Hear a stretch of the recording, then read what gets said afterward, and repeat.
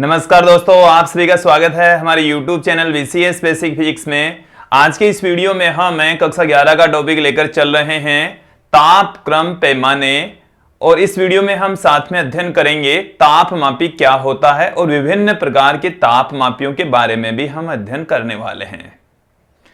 देखिए दोस्तों, हम ये जानते हैं कि ताप एक मूल भौतिक राशि होती है और उसका जो मात्रक होता है वो केल्विन होता है।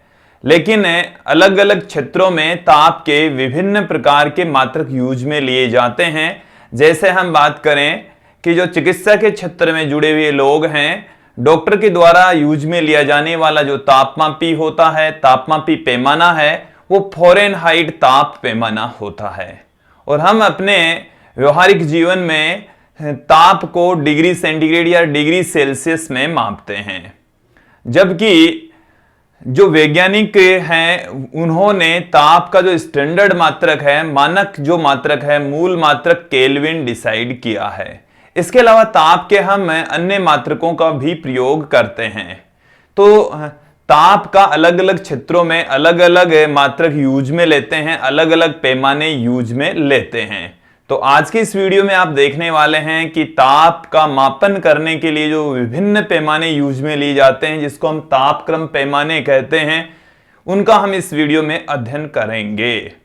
देखिए, तापक्रम पैमानों का अध्ययन करने के लिए हमें मूल दो बिंदुओं की आवश्यकता पड़ेगी। दो बिंदुओं को समझना पड़ेगा, एक है हिम बिंदु और दूसरा है भाप बिंदु। देखिए, हिम बिंदु का अर्थ है कि जिस बिंदु पर जल और जो बर्फ है वो साम्य की स्थिति में होते हैं, या हम ये भी कह सकते हैं कि जिस ताप पर बर्फ है वो जल में कन्वर्ट हो रही होती है, तो उसको हम कहते हैं हिम बिंदु। एक दूसरा जो बिंदु है इसमें वो है भाप बिंदु। और भाप बिंदु को हम कैसे परिभाषित करेंगे? जल और भाप जिस ताप पर साम्य में होते हैं उसको हम भाप बिंदु कहेंगे, या हम इस तरीके से भी परिभाषित कर सकते हैं कि वह ताप जिस पर जल भाप में कन्वर्ट हो रहा होता है, तो उस ताप को हम भाप बिंदु कहेंगे, उस बिंदु को भाप बिंदु कहा जाएगा। हिम बिंदु तथा भाप बिंदु से ही विभिन्न प्रकार की जो तापमापी पैमाने हैं उनको निर्धारित किया गया है। देखिए, एक एक करके समझेंगे विभिन्न प्रकार के तापमापियों को। सर्वप्रथम हम आपको बता दें कि हिम बिंदु और भाप बिंदु क्या है। जो हिम बिंदु है वह एक ऐसा बिंदु है जिस पर बर्फ और जल साम्य में हो, और जल यदि साम्य की स्थिति में होते हैं तो उस बिंदु को हम हिम बिंदु कहेंगे। दूसरा जो बिंदु है वो है भाप बिंदु। और भाप बिंदु क्या है? जिस पर जल और भाप साम्य की स्थिति में होते हैं, साम्य अवस्था में होते हैं। या हम इनको दूसरे तरीके से कैसे परिभाषित कर सकते हैं कि वह ताप जिस पर बर्फ जल में कन्वर्ट हो रही हो, हिम बिंदु, और वह ताप जिस पर जल भाप में कन्वर्ट हो रहा हो, भाप बिंदु कहलाता है। तो यहां से यह है हिम बिंदु तथा भाप बिंदु। अब इसके पश्चात हम देखेंगे विभिन्न प्रकार की जो तापमापी पैमाने हैं वो कौन कौन से हैं। अब यहां पर हम चर्चा करेंगे जो विभिन्न प्रकार के तापमापी पैमाने हैं उसकी। देखिए, हम यहां पर 5 प्रकार के ताप क्रम पैमाने यहां पर देखने वाले हैं। तो देखिए कौन कौन से ताप क्रम पैमाने हैं। पहला जो तापक्रम पैमाना हम देख रहे हैं वो है डिग्री सेंटीग्रेड। डिग्री सेंटीग्रेड ताप पैमाना, इसका दूसरा नाम है degree Celsius. Degree Celsius, Celsius ताप पैमाना। दूसरा जो ताप पैमाना है देख लीजिए, फ़ारेनहाइट ताप पैमाना। फ़ारेनहाइट ताप पैमाना। तीसरा जो ताप पैमाना है वो है केल्विन ताप पैमाना, केल्विन ताप पैमाना। और जो चौथा ताप पैमाना है वो है र्यूमर, र्यूमर ताप पैमाना। और पांचवा है रैंकाइन ताप पैमाना। तो हमारे पास में ये 5 प्रकार के तापक्रम पैमाने हैं और इन पांचों तापक्रम पैमानों का हम यहां पर अध्ययन करेंगे, साथ में इनमें आपस में संबंध भी स्थापित करेंगे। देखिए, डिग्री सेंटीग्रेड को हम डिग्री सी से पुट करेंगे, फ़ारेनहाइट को डिग्री एफ से करते हैं, केल्विन को हम के से प्रदर्शित करेंगे, र्यूमर को हम आर से और रैंकाइन को आर ए से प्रदर्शित किया जाएगा।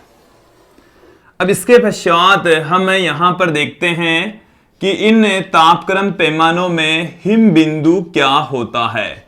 कि हिम बिंदु का अर्थ यह है कि इनमें जो हिम बिंदु हम यूज में लेते हैं कि डिग्री सेंटीग्रेड जो तापमापी पैमाना होता है, इसमें हिम बिंदु 0 डिग्री सेंटीग्रेड यूज में लिया जाता है। इसमें हिम बिंदु यूज में लिया जाता है 0 डिग्री सेंटीग्रेड। इन सभी तापमापी पैमानों में हिम बिंदु तथा हम भाप बिंदु का अध्ययन करेंगे। फिर देखिए, हिम बिंदु और भाप बिंदु का अंतर भी यहां पर हम देखने वाले हैं। हिम बिंदु माइनस भाप बिंदु की वैल्यू ज्यादा होगी तो भाप बिंदु माइनस हिम बिंदु, इन दोनों का अंतर यहां पर हम देखने वाले हैं। देखिए, डिग्री सेंटीग्रेड तापमापी जो पैमाना होता है उसमें हम जल का जो हिम बिंदु होता है, हम सभी तापमापी पैमाने में हिम बिंदु भाप बिंदु जल के लिए ही देख रहे हैं।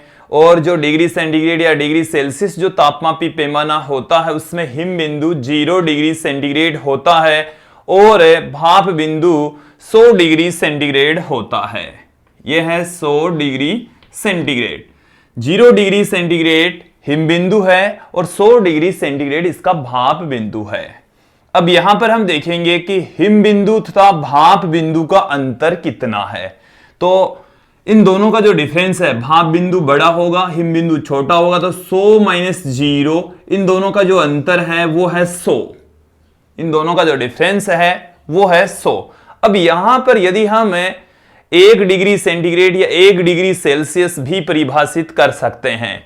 1 डिग्री सेंटीग्रेड क्या है, देख लीजिए। 1 डिग्री सेंटीग्रेड यह है कि हिम बिंदु और भाप बिंदु का अंतर। तो भाप बिंदु है 100 और हिम बिंदु हमारे पास में है 0। इनके अंतर, इनका जो डिफरेंस है वो आ जाएगा 100 और 100 के अंदर किसका भाग लगा दें, 100 का यदि हम भाग लगा दें तो वो 1 डिग्री सेंटीग्रेड के तुल्य होगा। परिभाषा समझ लेंगे कि 1 डिग्री सेंटीग्रेड किसके तुल्य होता है, क्योंकि जल के भाप बिंदु तथा हिम बिंदु के अंतर का 100वां हिस्सा 1 डिग्री सेंटीग्रेड या 1 डिग्री सेल्सियस कहलाता है। अब जब हम इन विभिन्न प्रकार के तापमापी जो पैमाने हैं उनमें आपस में संबंध स्थापित करेंगे तो हमें भाप बिंदु तथा हिम बिंदु के अंतर यूज में आएगा, अंतर का पता होना चाहिए। तो यहां पर आप लोगों को डिग्री सेंटीग्रेड या डिग्री सेल्सियस जो तापमापी पैमाना है वो अच्छे से समझ में आ जाना चाहिए। देखिए, जल का जो तापमान है वो 0 डिग्री सेंटीग्रेड से नीचे भी होता है तो इसका जो मान है वो ऋणात्मक भी होता है, इसका मान नेगेटिव में भी हो सकता है, होता ही है। ऐसे मानकर चलिए कि डिग्री सेंटीग्रेड का जो न्यूनतम मान है वो माइनस में 273.15 डिग्री सेंटीग्रेड होता है। अभी हम आपको बता देंगे। फिर उसके पश्चात हम चलते हैं, दूसरा जो तापमापी पैमाना है हमारे पास में वो है फ़ारेनहाइट ताप पैमाना। और जो फ़ारेनहाइट ताप पैमाना है उसमें जो हिम बिंदु है वो होता है 32 डिग्री फ़ारेनहाइट, 32 डिग्री फ़ारेनहाइट, और भाप बिंदु होता है 212 डिग्री फ़ारेनहाइट। और भाप बिंदु और हिम बिंदु के अंतर को देख लीजिए, 212 में से जब 32 घटाएंगे तो हमारे पास में आ गया 180। हिम बिंदु 32 डिग्री फ़ारेनहाइट, भाप बिंदु 212 डिग्री फ़ारेनहाइट और भाप बिंदु व हिम बिंदु का अंतर है 180। तो यदि यहां पर आप ठीक उसी प्रकार से ही 1 डिग्री फ़ारेनहाइट को परिभाषित करें तो भाप बिंदु और हिम बिंदु के अंतर का 180वां हिस्सा हो जाएगा, क्योंकि हिम बिंदु और भाप बिंदु का जो अंतर है वो 100 होता है, सॉरी 180 होता है डिग्री फ़ारेनहाइट पैमाने में। तो यहां पर 180 का जब है भाग लगा देंगे तो 1 डिग्री फ़ारेनहाइट के तुल्य होगा। एक बार फिर से इसको समझ लीजिए कि फ़ारेनहाइट ताप पैमाने में जल के भाप बिंदु तथा हिम बिंदु के अंतर का 180वां हिस्सा 1 डिग्री फ़ारेनहाइट कहलाता है, 1 डिग्री फ़ारेनहाइट के तुल्य होता है। ये क्लियर कर लीजिए। फिर उसके पश्चात हम अगले तापमापी पैमाने की ओर चलते हैं, केल्विन ताप पैमाना। और केल्विन ताप पैमाने में जो हिम बिंदु है वो होता है 273.15 केल्विन और भाप बिंदु होता है 373.15 केल्विन। तो हिम बिंदु तथा भाप बिंदु का अंतर यहां पर 100 होता है। तो हिम बिंदु तथा भाप बिंदु के अंतर को हम 100 बराबर भागों में डिवाइड करते हैं और प्रत्येक जो एक भाग होता है वो 1 केल्विन के बराबर होता है। और इस तापमापी पैमाने में हिम बिंदु तथा भाप बिंदु तक के ताप को 100 बराबर भागों में बांटते हैं, इसमें 180 बराबर भागों में बांटते हैं, इसमें फिर से 100 बराबर भागों में बांटा जाता है। मैं यहां पर केल्विन को परिभाषित कर रहा हूं। तो यहां पर देखिए एक जो केल्विन होगा वो किसके बराबर होगा, भाप बिंदु हिम बिंदु के अंतर का 100वां हिस्सा, क्योंकि भाप बिंदु तो है 373.15 और हिम बिंदु है 273.15, इन दोनों का डिफरेंस हो गया 100 और उसमें सब 100 का भाग लगाएंगे तो 1 केल्विन के तुल्य आ जाएगा। तो यहां पर है 373.15 माइनस में 273.15 और इन दोनों का जो डिफरेंस है वो आएगा 100 में जब 100 का भाग लगाएंगे तो आ जाएगा 1 केल्विन के तुल्य। तो ये था केल्विन ताप पैमाना और ये है मानक ताप पैमाना। और इस ताप पैमाने को ही मोस्टली यूज में लिया जाता है। देखिए अलग अलग क्षेत्रों में अलग अलग यूज में लेते हैं, बट जब हम अध्ययन कर रहे होते हैं, प्रयोगशाला में अध्ययन कर रहे होते हैं, तो मोस्टली जो ताप है उसको केल्विन में कन्वर्ट करके रखा जाता है, यूज में लिया जाता है। फिर है अगला जो हमारे पास में तापमापी पैमाना है वो है र्यूमर ताप पैमाना। और र्यूमर ताप पैमाने में 0 डिग्री र्यूमर होता है हिम बिंदु तथा 80 डिग्री र्यूमर होता है भाप बिंदु। हिम बिंदु तथा भाप बिंदु का जो अंतर है वो है 80। तो इसमें 1 डिग्री र्यूमर को हम कैसे परिभाषित कर सकते हैं, डेफिनेशन समझ लीजिए कि जल के भाप बिंदु व हिम बिंदु के अंतर का 100वां हिस्सा 1 र्यूमर कहलाता है। अब अंत में जो पैमाना है, ये वाले जो पैमाने हैं तापमापी पैमाने बहुत कम यूज में आते हैं, न के बराबर यूज में आएंगे, बट आप लोग समझ लीजिए यहां पर रैंकाइन ताप पैमाना, इसमें 460 रैंकाइन हिम बिंदु है, 460 रैंकाइन और भाप बिंदु है 672 रैंकाइन और भाप बिंदु और हिम बिंदु का जो अंतर है वो आ जाएगा 212।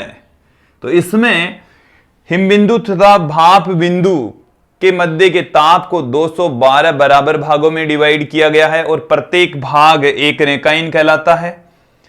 इसमें हिम बिंदु तथा भाप बिंदु के मध्य के ताप को 100 बराबर भागों में बांटा गया है, प्रत्येक भाग 1 डिग्री सेंटीग्रेड कहलाता है।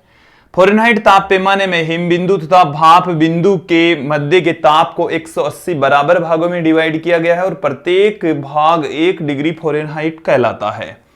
फिर है केल्विन ताप पैमाना। तो केल्विन ताप पैमाने में हिम बिंदु तथा भाप बिंदु को 100 बराबर भागों में डिवाइड किया गया है और प्रत्येक भाग 1 केल्विन के तुल्य होता है। र्यूमर ताप पैमाने में हिमबिंदु तथा भाप बिंदु को 80 बराबर भागों में बांटा गया है और प्रत्येक भाग एक र्यूमर कहलाता है। तो दोस्तों ये थे विभिन्न प्रकार के तापमापी पैमाने और ये हैं इनके हिमबिंदु, ये भाप बिंदु और भाप बिंदु तथा हिमबिंदु के अंतर।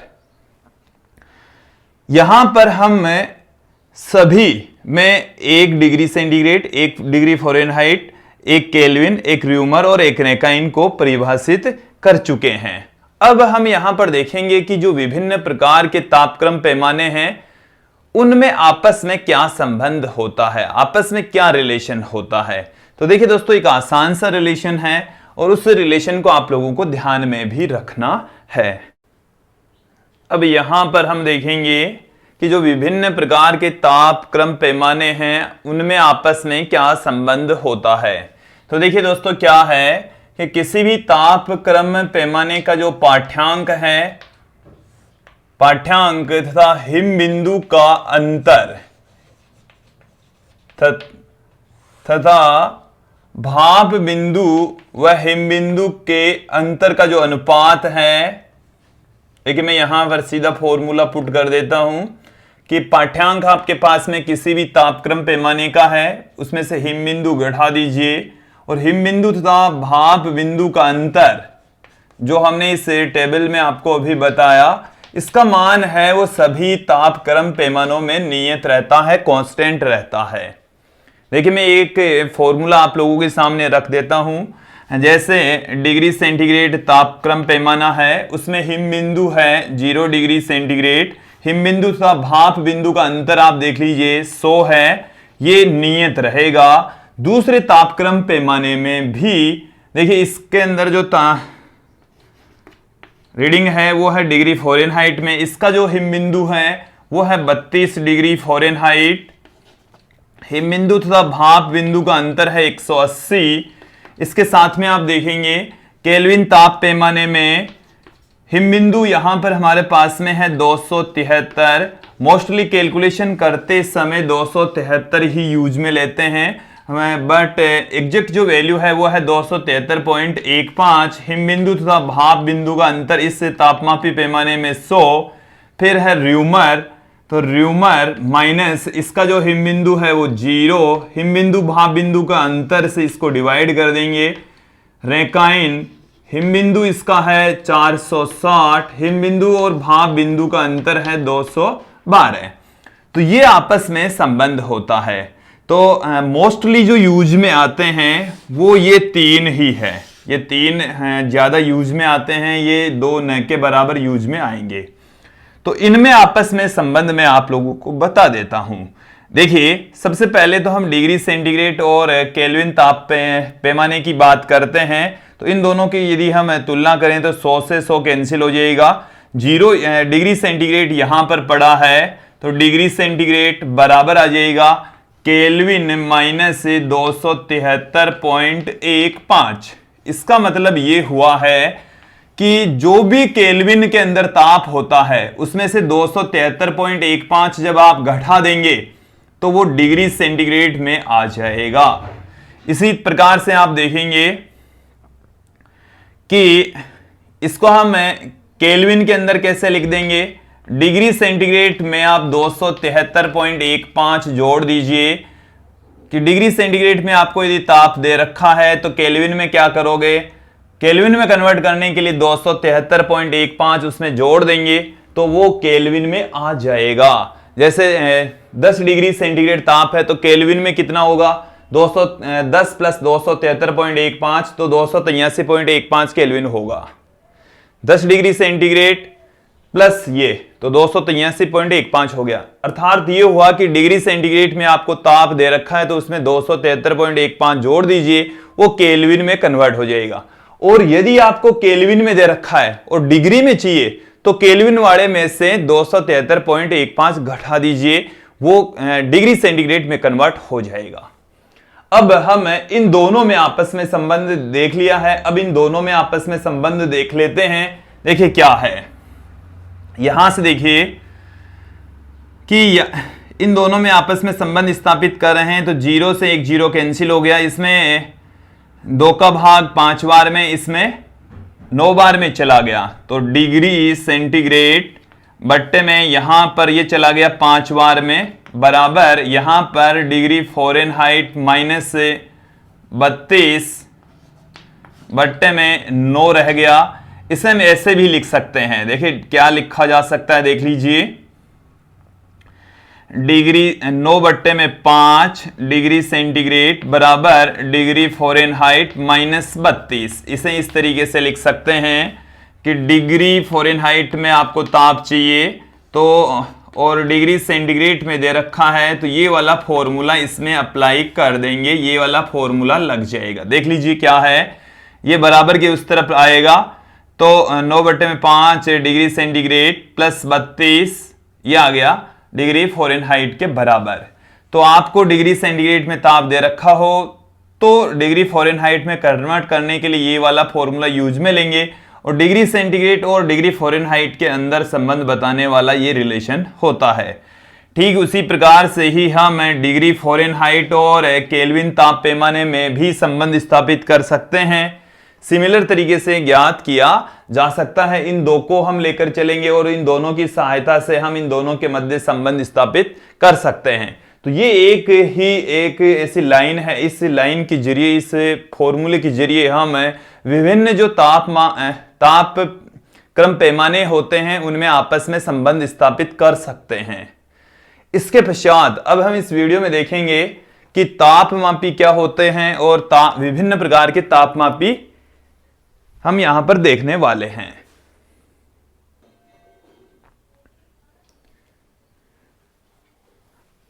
अब यहां पर हम तापमापी का अध्ययन करेंगे।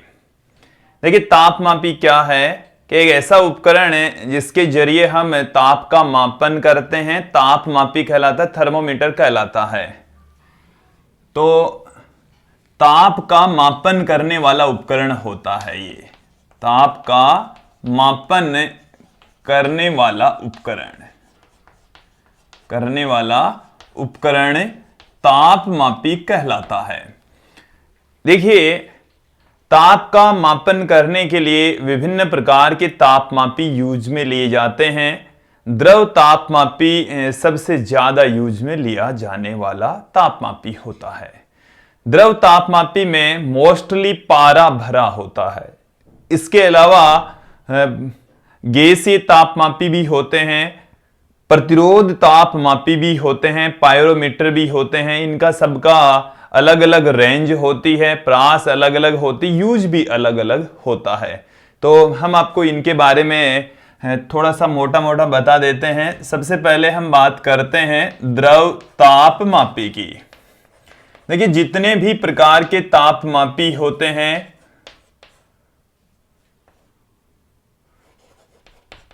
उनमें एक पदार्थ का प्रयोग किया जाता है, और वो जो पदार्थ है वो उसमें एक ऐसी प्रॉपर्टी होनी चाहिए जो ताप के साथ में एक समान रूप से परिवर्तित हो। जैसे हम किसी तापमापी में द्रव का प्रयोग करते हैं तो उस द्रव में प्रसार का गुण उसमें मौजूद होता है, और प्रति डिग्री सेंटीग्रेड पर प्रसार समान होना चाहिए। उस गुण को हम कहते हैं तापमापक गुण। तो प्रसार का गुण होता है, आयतन में परिवर्तन का गुण होता है, वो एक समान होना चाहिए।